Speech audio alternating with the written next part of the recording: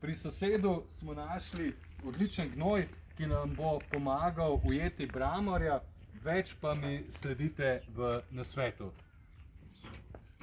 Tako, gnoj imamo na vrtu, skopali smo jamo, ki je globoka približno 50 cm, glede širine je tudi približno enake.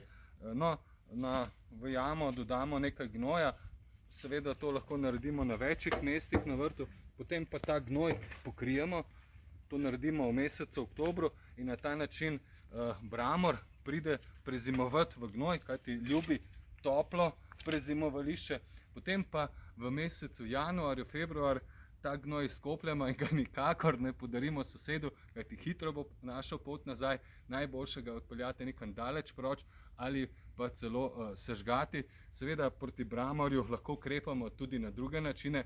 Pri nas uporabljamo tudi nihajno motikopepo, rezalno motikoanko, veliko okopavamo med letom, na ta način uničimo rove.